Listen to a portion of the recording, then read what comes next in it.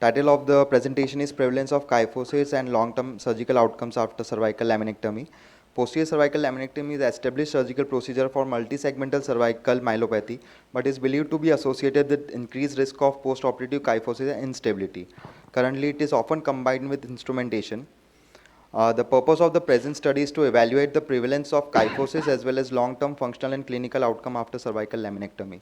We retrospectively reviewed medical records and radiological images of 60 patients who underwent posterior cervical laminectomy from 2012 to 2016. We collected clinical as well as radiological data. We studied patients' demographics, preoperative symptoms, intraoperative surgical time, blood loss and complications. Preoperative and postoperative cervical alignment was measured using C2-C7 Cobb's angle, and functional outcome was assessed using VAS score and modified Nurix grading. So this is how we measured C2-C7 Cobb's angle. In the clinical presentation, most of the patients presented with neck pain, arm pain, paresthesia, imbalance, fine motor dysfunction, and weakness. We investigated all patients with X-rays, CT scan, MRI, EMG, NCV, SSCP, all 4 limbs. All patients underwent posterior cervical laminectomy. Post-operatively, all patients underwent rigorous physiotherapy. X-rays and MRIs were done at 4 months, 12 months, and MRI was repeated only if patient presented with new complaints after 1 year. X-rays were done once a year till 5 years. So in the results, out of 60 patients, 54 were male and 6 were females. Age at the time of surgery ranged from 39 years to 83 years, with mean age being 64 years. Follow-up ranged from 1 year to 10 years. In the intraoperative results, average duration of surgery was 84 minutes, with average blood loss being 241 ml.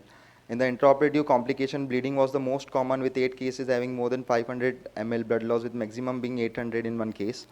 Dura-tear happened in 2 cases and Durocell in 1 case, but none of them required a repair, and wound heal in all the cases.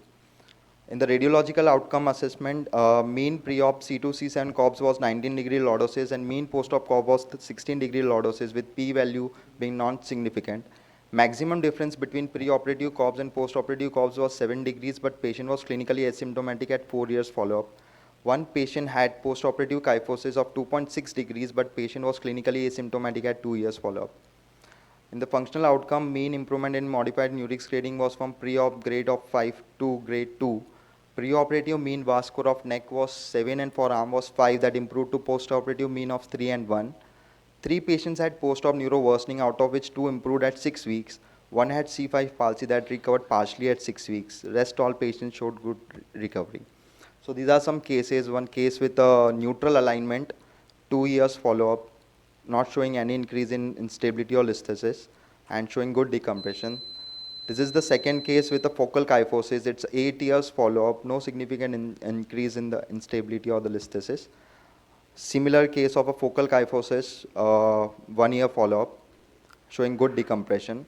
So this is the classification that we routinely use for selecting our patients. The type C is the one with multisegmental stenosis, in which except for the patients with global kyphosis, that is type C1, all other patients can be managed with cervical myelopathy without significant risk of kyphosis. So laminectomy is an established procedure, and it results in indirect decompression of spinal cord through posterior cord shift. Posterior backward shift of the cord is considered to be the most important indicator of adequate decompression. So clinical outcome in after cervical laminectomy is not related to preoperative cervical spine alignment. Lordosis is not mandatory for planning laminectomy. Postoperative laminectomy does not lead to significant kyphosis that may lead to clinical deterioration, and it is still a safe procedure without instrumentation and can be considered for different kinds of myelopathy patients. Thank you.